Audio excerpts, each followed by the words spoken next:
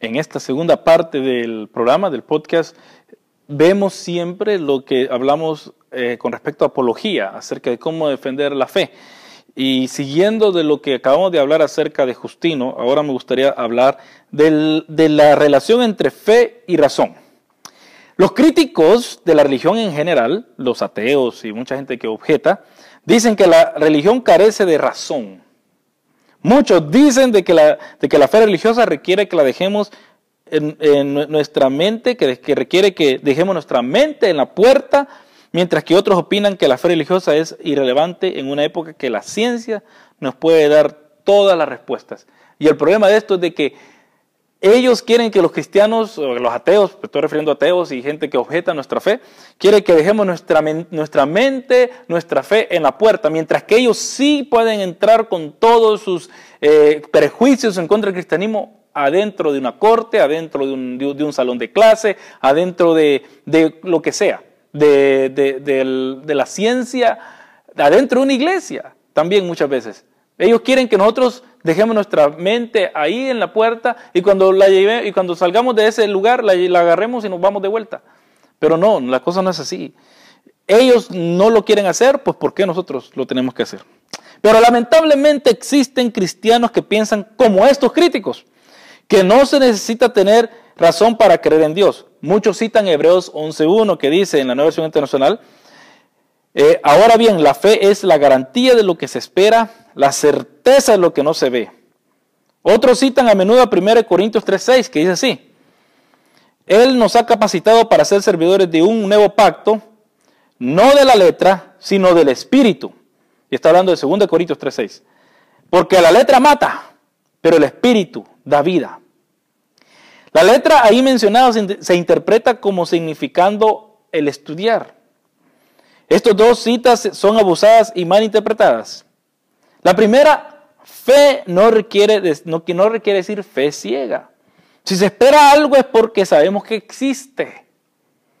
Y la objeción de los ateos es de que, ¿cómo es que sabemos nosotros que Dios existe? En Jesús, porque Jesús nos dijo eso y Jesús no nos va a mentir. Sabemos que Jesús volverá porque sabemos que vivimos hace 2000 años y de esto tenemos mucho pruebas, empezando por los evangelios. No deseamos que Jesús exista. Él existe. 2 Corintios 3:6 habla de la letra, refiriéndose a las letras encontradas en las tablas de la ley. Eso lo dice en 2 Corintios capítulo 3, versículo 3. No está hablando acerca del estudio. Llegar a la conclusión que muchos ahora llegan es totalmente en contra de lo que Pablo está hablando. La posición histórica de la iglesia es que la verdad y la razón son bíblicas, no separadas. Aunque se reconoce que muchas cosas no se podrán jamás llegar a entender a cabalidad, esto no quiere decir que no debemos de usar la razón. Veamos 4 puntos donde veremos la relación entre la fe y la razón. El primer punto: la razón es parte de la imagen de Dios en el ser humano. El usar nuestro entendimiento es glorificar a Dios. Y usted póngase a pensar, ahorita mi familia está pasando por un problema de salud, de cáncer, pero es un cáncer tratable. Y lo que pasa es de que si no hay doctores que han estudiado para darle más alivio a las personas que están con cáncer, o las personas que están con otra enfermedad, con hernias o con piedras en la vesícula, etc. ¿No cree usted o usted no glorifica a Dios cuando su familiar es sanado o ha dado un tratamiento donde se le quita el dolor? Usted glorifica a Dios, gloria a Dios. Pero ¿qué es lo que Dios ha usado a través? ¿Qué es lo que Dios ha usado? Las manos de Dios fueron usadas a través de un doctor que usó la razón para ir a estudiar y hacer esa operación o dar ese tratamiento. Así que nosotros glorificamos a Dios usando nuestro razonamiento. El más grande mandamiento en la Biblia, la Shema, nos ordena amar a Dios con todo nuestro ser, incluyendo nuestra mente. Y ahí lo pone Jesús en Mateo 22:37. Y Mateo 22:37 dice lo siguiente, si usted se va a Mateo 22:37, y yo estoy leyendo siempre de la Nueva Versión Internacional, dice así: Lo encontramos primeramente en Deuteronomio 6, 4, 5, pero encontramos esta versión como Jesús la dijo en Mateo 22, 37, que dice así. Cuando le preguntaron, ¿cuál es el mandamiento más importante de la ley? Ama al Señor tu Dios con todo tu corazón, con todo tu ser y con toda tu mente. Quiere decir que muchos hermanos cuando dicen, no, es que usted no puede estudiar la Biblia porque eso lo va a confundir. Y yo no niego, yo tuve un tío que yo le decía tío, pero era más primo de mi mamá, que se hizo loco por leer la Biblia. Pero yo creo que se hacen locos porque quieren saber más allá de lo revelado. No llegan a la Escritura con un corazón sincero. Y viene y el Señor nos llama a amar a Dios con toda nuestra mente. No podemos quitarla, es algo dado por Dios. Cuando Dios me creó a mí, me dio una mente. Por lo tanto, no decir amar a Dios con nuestra razón va en contra de los mandamientos divinos. El número 2, la fe no es irracional. No hay nada irracional en creer que Jesús es el Hijo de Dios. Murió por nuestros pecados y resucitó entre los muertos. Los no creyentes hacen mofa de estas declaraciones. Y esto lo vemos en 1 Corintios 1, el 18 al 25. Dice así. Del 18 el versículo 18 dice así. Me explico, el mensaje de la cruz es una locura para los que se pierden. En cambio, para los que se salvan, es decir, para nosotros, este mensaje es el poder de Dios. El mensaje de la cruz es su locura. ¿Cómo es que en el primer siglo alguien iba a creer que el Rey de Reyes y Señor de Señores fue crucificado en una cruz como un criminal? Es ilógico, decían estas personas, y muchas personas el día de hoy dicen eso. Pero ahora viene el versículo 25 del mismo capítulo, dice esto.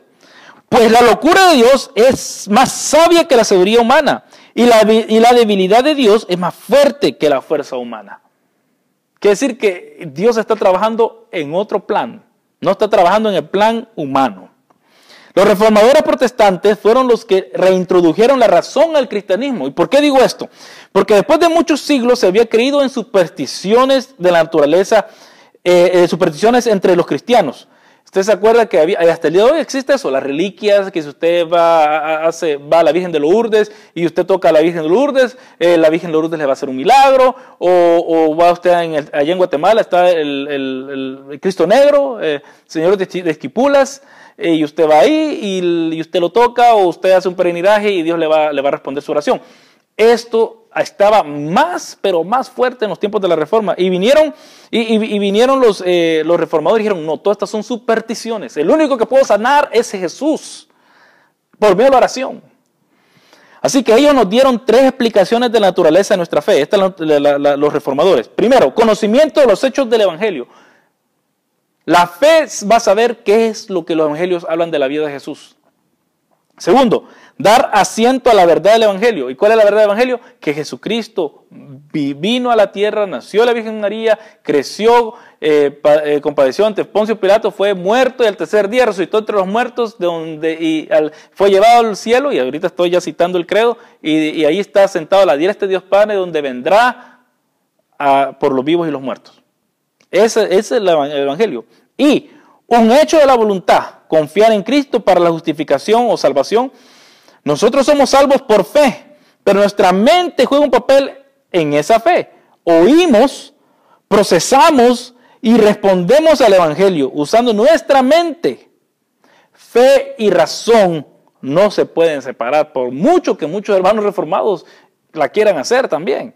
O muchos hermanos también arminianos, solamente es que yo sentí algo y por eso es que caminé adelante.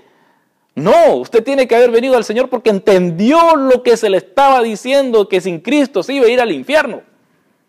Pero otros piensan que yo no puedo sentir nada, sino que simplemente me levanto porque soy predestinado y empiezo y voy para adelante, o lo que sea. Porque a veces los reformados usualmente no llaman adelante.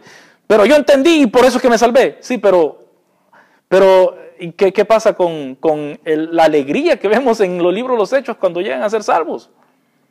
El carcelero de Filipo, por ejemplo. Entonces, no podemos quitar la fe y la razón, no la podemos desconjuntar. Y hacerlo, estamos atentando a la revelación completa de Dios, no solamente a los textos que nos gustan o a nuestra fidelidad denominacional.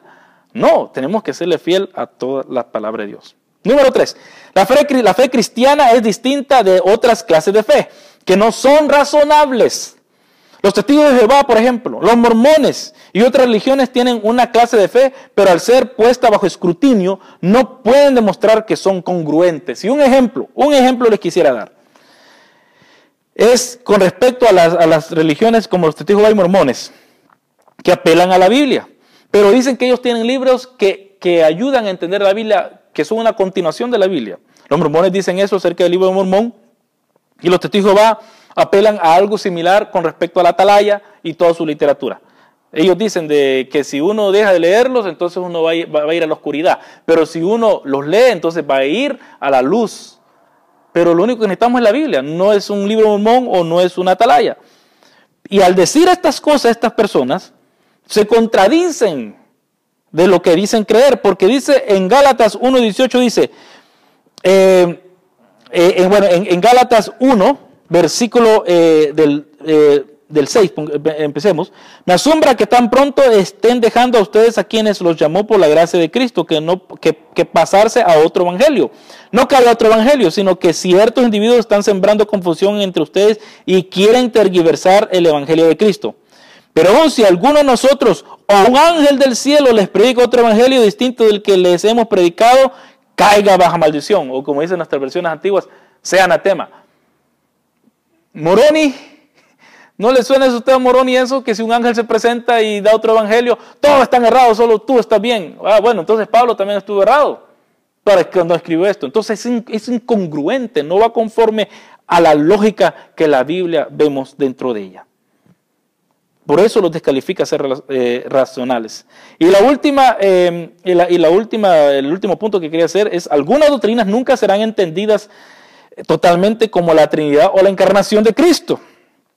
Aunque estas doctrinas sean difíciles de entender, no violan la ley de lógica. Y aquí quizás se echa de ver mis predeterminaciones que yo quiero. A mí todo tiene que ser lógico.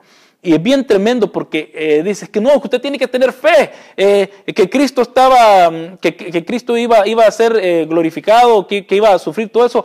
Ellos no lo entendían, pero todo estaba en la Escritura, pero ellos estaban leyendo la Escritura de otra forma de la que Jesús nos vino a enseñar a leerla.